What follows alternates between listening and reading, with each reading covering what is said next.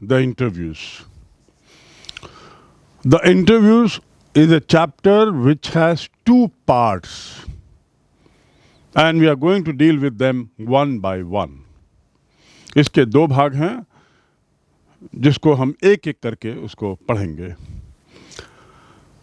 Interview से हम सब वाकिफ हैं, हिंदी में जिसे कहते हैं साक्षात्कार. जब तब हमने जिंदगी में साक्षात्कार का सामना किया होगा, सामना करेंगे और बहुत पढ़ा भी होगा. लोगों के इंटरव्यू, बड़े बड़े लोगों के इंटरव्यू, खिलाड़ियों के, सिनेमा की दुनिया से जुड़े हुए नेताओं के, और कभी कभी अपराधियों के भी इंटरव्यू हो जाते हैं. साक्षात्कार के बारे में इस चैप्टर में जो दो भाग हैं, दोनों बिल्कुल एक दूसरे से स्वतंत्र हैं. This chapter on interview contains two clearly well defined parts. The first part is about a history of interviews. Interview क्या है, उसके उद्देश्य क्या हैं, कैसे होते हैं, और उसका संक्षिप्त में इतिहास बहुत रोचक है. Very interesting to know. Everything for that matter has a history. Everything has a history. So has the history of interviews. कब शुरू हुआ, कैसे शुरू हुआ, बहुत संक्षिप्त में बताया गया है. But a very well written article you will enjoy when you understand it. अभी जब हम इंटरव्यू की बात करते हैं तो इंटरव्यू सामान्यतया नौकरी के लिए होते हैं, स्कूल कॉलेजेस में प्रवेश के लिए होते हैं. और एक चीज़ आप देखेंगे कि जो इंटरव्यू होता है जब, तो वो आपके किसी भी तरह की परीक्षा का, चाहे वो नौकरी का हो या स्कूल में जॉब का हो, for any kind of examination और career, interview is the last पड़ाव, लास्ट रिसॉर्ट, अंतिम पड़ाव होता है वो. But the most important one, the most important examination in the country is conducted by the UPSC, which conducts examination of civil services, IAS, IPS, IFS, etc. And their interview is the most important part of it. So interview normally jobs के लिए होते हैं, admissions के लिए होते हैं, but they are the last resort. आप Google में जाएं, इंटरव्यू के बारे में देखें. So there's this whole big library about interviews in Google. And all details are given about how interviews are conducted and all that. And so many other interviews are given. Interview देने वाला और interview लेने वाला. The one who gives interview and the one who conducts interview. Interviewer and interviewee. These are the two words. Interviewer is the person who conducts interview, who takes interview, and interviewee is the person who is interviewed. Both have very different state of mind when they sit for interview. Interviewer comes with the idea of asking questions and questions and questions. Questions on what? Questions for what? How he asks questions. That he does very carefully, meticulously before he comes for interview, to take interview. On the other hand, the interviewee, he prepares himself expecting a barrage of questions, a series of questions, and he does the guesswork that since I am going for a job of this kind, possibly these are the questions that he will ask or I may be asked. And so he prepares answers for them in his mind. It's a mental exercise. And so both of them undergo a very peculiar situation at the time of interview and little before that. Again, if you look at the Google and click interview, see the images. Images have all sorts of things. अपना परिचय कैसे देने, पूछे जाने वाले प्रश्नों का उत्तर, साक्षात्कार क्या है, how to give interview, how important is interview, how to undergo interview for the post of teacher and what not, and so on and so forth. So interview by all means is something which is very, very important in modern days, particularly for jobs and for admissions, and that's what you are here for. You might be looking for admissions in higher colleges after you pass out class 12th. Thereafter, you might be looking for scope for jobs. And when you go for jobs, you will have to face interview. And as I said, interview is the last resort. That is the reason that interview as a chapter is included in your content in your syllabus, so that you understand interview correctly. Take it as seriously as any other thing. Prepare for it, for any interview that you face, and just don't go very casually. So here we start with a chapter called the interview. When I'll be doing this chapter, I'll be reading out the lines, not line by line, from the content. And at the same time, I'll be explaining you these lines in Hindi, with a special emphasis on some of the difficult words. So you have to understand the words carefully. Try to remember and understand that, like in Hindi, in English also one word has more than one meanings, very different meanings. And so when you understand a word, a correct understanding of the word means you must know how to use it. You must know how to apply these words in your life, in your conversation. So be attentive and follow me. At the end of the chapter, we will have a series of question answers for you to answer and write them down as homework. The interview of the chapter is an extract from a famous book by the name The Penguin Book of Interviews. The Penguin Book of Interviews. Penguin is the name of a bird, very well known bird. But here, Penguin Book is one of the best known publications in the world. It publishes all kinds of books at a very reasonable price with extraordinary quality in printing. And this book is published by them. And that's why it is called the Penguin Book of Interviews. As the title says, this book is all about interviews. And then further it says, it is edited by Christopher Sylvester. An introduction to the Penguin Book of Interview edited by Christopher Sylvester means this is a book.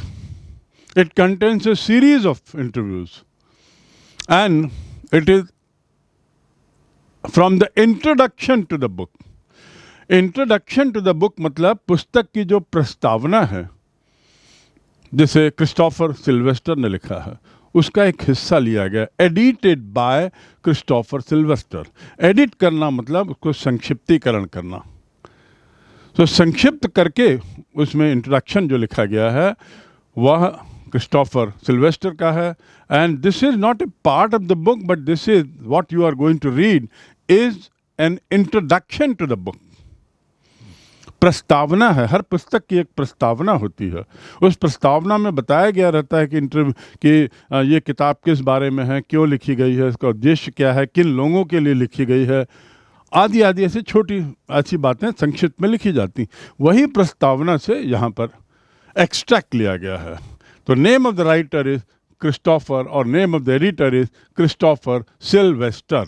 Remember, as far as Christopher Sylvester is concerned, born in 1959, not long ago, just about 62, 63-year-old man now. He was a student of history at Peterhouse, Cambridge University, London. Cambridge में, जो England में स्थित है, विश्व के सबसे प्रसिद्ध विश्वविद्यालयों में है, विश्व के 4-5 सबसे प्रसिद्ध विश्वविद्यालयों में से एक, वहाँ के कॉलेज के पढ़े हुए हैं। Mister Christopher was a reporter for private I, a channel, for almost 10 years, and then he started writing articles for Vanity Fair. Vanity Fair is a famous series, written features of Vanity Fair. The name of a series, name of a series of articles. जो following is an excerpt. Following मतलब आगे जो हम पढ़ेंगे, follow करेंगे. Following is an excerpt taken from his introduction. Excerpt मतलब कुछ निकाला हुआ हिस्सा. Excerpt, something which is taken out. So there is a long article. From that long introductory article, a small part is taken out, which we are going to read. So it is an excerpt. EXCERPT. Something which is taken out for the and kept separately. Taken from his, and this is an excerpt not from the book, mind you. This is an excerpt from introduction, from Prastavana of the book titled Penguin Book of Interviews. The complete title is Penguin Book of Interviews, an Anthology from 1859 to present day. An anthology means collection. Collection of interviews है जो। इस पुस्तक में आपको बहुत सारे interview मिलेंगे, और वो कब से, 1859 से जो इंटरव्यूज़ हुए हैं, जिसमें से कुछ प्रसिद्ध रहे हैं, कुछ किसी खास कारणों से जाने जाते हैं, चाहे इंटरव्यू के सवालों जवाबों के कारण, चाहे इंटरव्यू जिनका लिया गया उनके कारण, चाहे इंटरव्यू जिन्होंने लिया उनके कारण, चाहे उस इंटरव्यू में कुछ ऐसे जवाब आए जो बहुत इम्पॉर्टेंट थे समकालीन विश्व के लिए. So there can be many reasons for including many interviews in this book called anthology of interviews. And those interviews are from 1859, included in these for many reasons, different reasons. Maybe because they are of celebrities, famous लोग की हैं, maybe because of some very important truth that the interview brings out, maybe because the interview is being taken by some big people, maybe because of the fact that the question answers were very, very important in those interviews. They throw light on history, politics, etc. So there can be many reasons for including interviews in this book called Anthology. And it is a book of collection of interviews covering the period 1859 till the present day. This book is written approximately 2000 AD में. मतलब लगभग 150 साल के interview के काल के important interview लिए गए हैं. So here we go, having understood who is Christopher Silvester, why is he famous, and having understood a bit of a background about interview, the book, let's start with the part 1 part of this chapter. Since its invention a little over 130 years ago, the interview has become a commonplace of journalism. Commonplace मतलब सामान्य बात. Place का अर्थ होता है जगह, common मतलब सामान्य. तो सामान्य जगह न माने कॉमन प्लेस है, कॉमन बात, बड़ी जानी पहचानी बात है. That is called common place. Invention क्या होता है? इन्वेंशन मतलब आविष्कार. यदि मैं खोज शब्द का उपयोग करूं तो खोज के 2 मायने होते हैं, एक नई खोज और एक पुरानी जो उपलब्ध थी उसको खोज के निकाल देना. अंग्रेजी में इसके लिए, दोनों के लिए अलग अलग शब्द हैं.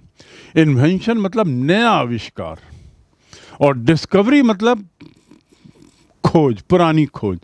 किसी पुरानी चीज़ को सामने लाना वो डिस्कवरी कहलाएगा, और नई खोज को आविष्कार कहते हैं. जैसे बल्ब का आविष्कार हुआ था क्योंकि बल्ब पहले नहीं था. भारत की खोज हुई थी क्योंकि भारत पूर्व से था, लेकिन वहाँ के आने का मार्ग खोजा गया, कोई नया बनाया नहीं गया. सो खोज हिंदी में दोनों के लिए एक ही शब्द है, एक नई खोज, एक पुरानी खोज। तो यहाँ इन्वेंशन है, दैट मीन्स इंटरव्यू एक नई चीज के रूप में आविष्कार होता है। कब? लगभग 130 वर्ष पहले। और तब से पत्रकारिता में इंटरव्यू एक बड़ी सामान्य बात हो गई है, कॉमन प्लेस, सामान्य बात, सब कोई जानते हैं, कोई नई चीज नहीं है। That is common place. Today almost everybody who is literate will have read an interview at some point in their lives. आज जो भी थोड़ा बहुत पढ़ा लिखा है, लिटरेट मीन्स पढ़ा लिखा, लिटरेट मीन्स पढ़ा लिखा, वो अपने जीवन में किसी न किसी समय, एट सम पॉइंट अपने जीवन में किसी न किसी समय इंटरव्यूज के बारे में पढ़ा होगा, इंटरव्यू पढ़ा होगा। While from the other point of view, several thousand celebrities have been interviewed over the years. आपने किसी न किसी समय इंटरव्यू पढ़ा होगा, प्रसिद्ध लोगों के इंटरव्यू, चाहे वो सचिन तेंदुलकर हों, चाहे वो विराट कोहली हों, चाहे अमिताभ बच्चन हों, या प्रधानमंत्री नरेंद्र मोदी हों, या हमारे छत्तीसगढ़ के मुख्यमंत्री भूपेश बघेल जी हों, या कोई भी, चाहे वो राजनीति से, चाहे इससे, चाहे खेलकूद से, जिससे भी, इन सब के इंटरव्यू में आपने पढ़े होंगे, ऐसा लेखक का कहना है। While from the other point of view, several thousand celebrities have been interviewed over the year. लेकिन यदि हम दूसरी दृष्टि से देखें तो हजारों सेलिब्रिटीज मतलब प्रसिद्ध लोग, हजारों प्रसिद्ध लोगों का इंटरव्यू हुआ है, का साक्षात्कार हुआ है गत इतने वर्षों में। और इंटरव्यू कितना पुराना है? लगभग 130 साल पहले इंटरव्यू लिए जाने की प्रथा शुरू हुई। इसके पहले भी होता रहा होगा, but it was not a formal interview, बातचीत रही होगी। But formal interview for some purpose started about 130 years back according to the author. In fact, यहाँ पे I would like to tell you one thing very interesting. Thomas Alva Edison. You must have heard this name, Edison. The moment we say Edison, one thing comes to our light, the inventor of light, the inventor of bulb. And so many new inventions he did. It was in 1910 when he needed some people to work in his laboratory. अपने lab में काम करने के लिए उसको कुछ लोगों की जरूरत पड़ी। तो उसने कहा जब मैं आवेदन मंगाता हूँ तो बहुत से आ जाते हैं, बहुत से लोग आवेदन कर देते हैं, कुछ काम के, बहुत से काम के नहीं रहते, समय अलग बर्बाद होता है। केवल बायोडेटा के आधार पर नौकरी देता हूँ तो मालूम पड़ता है कि वे लोग सक्षम नहीं हैं, हमसे भी कम ज्ञान है उसका। एडिसन चाहता था कि लैब में उसके ऐसे लोग आए जिनका नॉलेज बहुत अच्छा हो, हमसे भी अच्छा हो, लेकिन ऐसा होता नहीं था। तो ये समस्या से जब गुजर रहा था और उसको जब जरूरत पड़ी अच्छे लोगों की, when he felt the need for real good people for job in his lab, he decided कि let me talk to these candidates. And in the process, he invented, or rather he started interview for jobs for the first time in official way. ऐसा माना जाता है कि Edison के द्वारा job के लिए गए इंटरव्यू, जॉब के नाम से लिए गए पहले इंटरव्यू थे. They were probably the first examples of interview for jobs, and that happened in 1910. That means interview as such is not very old. It's about, for job it started about 100 and 110 years ago. But writer says कि as such interview started little earlier. And he write this article in 2000. So that means we take it about 1860. And so rightly he says that 1859 he से उसने जो interview का collection लिया है वो anthology में सारे इंटरव्यूज दिए हैं. So celebrities means famous people. Some of them have been interviewed several times, repeatedly. बहुत बार उनका इंटरव्यू, अमिताभ बच्चन का इंटरव्यू, तेंदुलकर का इंटरव्यू, नरेंद्र मोदी जी का इंटरव्यू, भूपेश बघेल जी का इंटरव्यू कितनी बार होता है. So some of them have been repeatedly. So it is hardly surprising that opinions of the interview, it is hardly surprising, इसमें आश्चर्य नहीं होना चाहिए. हार्डली सरप्राइजिंग मतलब आश्चर्य नहीं होना चाहिए. Hardly surprising that opinions of the interview, opinion मतलब मंतव्य, opinion of the interview of its functions, method and merit. एक इंटरव्यू में 3 बहुत अहम बातें होती हैं. किस लिए, फंक्शन क्या है, इंटरव्यू का उद्देश्य क्या है. दूसरा, फंक्शंस के बाद दूसरा मेथड, इंटरव्यू का तरीका क्या है.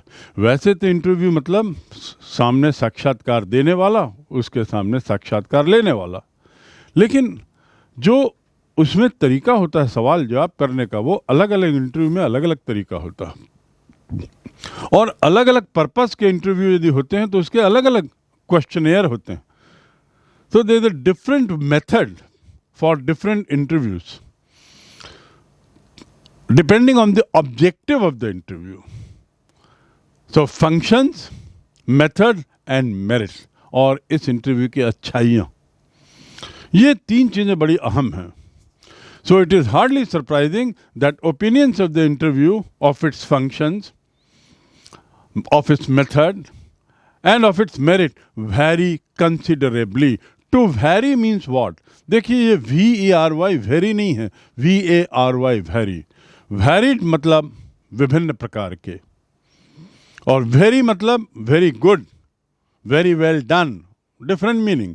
यहाँ पे वैरी है, तो वैरी का अर्थ यहाँ देखेंगे विभिन्न प्रकार से. इंटरव्यू का मकसद, इंटरव्यू लेने के तरीके और इंटरव्यू लेने के परिणाम, ये अलग अलग विभिन्न प्रकार के होते हैं. That is very important line for you to understand. Considerably मतलब काफ़ी कुछ. I have done considerably well in my exam. पहली बार की तुलना में, पिछली बार की तुलना में मैंने इस बार परीक्षा में काफ़ी अच्छा किया है. Considerably. Some might make quite extravagant claims. Extravagant मतलब अतिशयोक्ति करते हुए, थोड़ा बढ़ा चढ़ा के बताना, extravagant. Some might make extravagant claim करना मतलब अपनी बात रखने के लिए कहना. For it being in its highest form a source of truth. This is a very very important line of this particular paragraph. कुछ लोग अतिशयोक्ति करते हुए बढ़ा चढ़ाकर ये कह सकते हैं कि इंटरव्यू जो है वो अपने हाईएस्ट फॉर्म में यदि हो, आइडियल इंटरव्यू, सबसे आदर्श इंटरव्यू यदि होगा, बहुत अच्छे तरीके से जिसमें तैयारी की गई हो इंटरव्यू लेने वाले की, और इंटरव्यू लेने वाले ने तैयारी की हो और इंटरव्यू देने वाले ने तैयारी की हो, पूरी तैयारी के साथ कोई सा यदि इंटरव्यू होता है, अब तो सबसे अच्छा होता है, तो उसमें सच्चाई सामने आती है. Is a source of truth. Source मतलब स्रोत, सच्चाई सामने आती है. और व्यवहार में एक कला है, इंटरव्यू प्रैक्टिस में एक कला है. और सामान्य दृष्टि से देखा जाए तो इंटरव्यू की सबसे अच्छी बड़ी बात यह होती है कि सच्चाई सामने आती है. It brings out the real thing about the person. It tells you everything what is true about that person who is being interviewed. This is one very good thing about a very ideal Adarsh interview. If the interview is done with thorough preparation, then it brings out the truth. Second, he says that it is in practice, it is an art. Art का मतलब क्या होता है? कला. कला मतलब क्या है? Painting is an art, music is an art, dancing is an art, playing is an art, reading is an art. किस तरीके से आप पढ़ते हैं वो एक कला है. Even sweeping the floor is an art. जमीन को झाड़ू लगाना भी एक कला है। तो कला का वो मीनिंग लेते हुए सिल्वेस्टर कहते हैं, Christopher Sylvester, that a very good interview, if it is excellently prepared, then the best interview will bring out truth, number one, and it is also an art. That means it needs a lot of preparation. It's not easy to conduct interview. It's not easy to take interview. व्यवहार में it's an art.